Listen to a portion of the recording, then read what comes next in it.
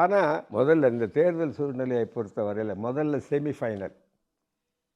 செமிஃபைனலில் pass பண்ணுறது ஒரு திமுக அணி, இன்னொன்று விஜய் அணி.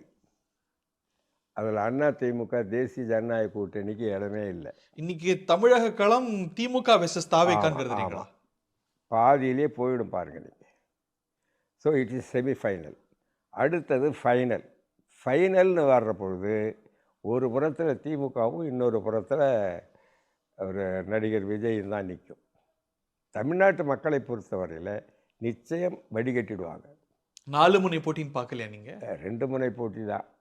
திமுக வெர்சஸ் தாவேக்கா. அதிமுகவுடைய அமைப்பு பலம் என்ன, கூட்டணி பலம் என்ன? இன்னைக்கு தாவேக்கா இஸ் an infant பார்ட்டி. அதாவது நான் எதிர்காலத்தை வச்சு சொல்கிறேன். நான் சொல்கிற மாதிரி நீங்கள் எந்த அரசியலை தமிழ்நாட்டு மக்கள் வெறுக்கிறார்களோ அந்த அரசியலுக்கு தமிழ்நாட்டில் இடம் இருக்காது.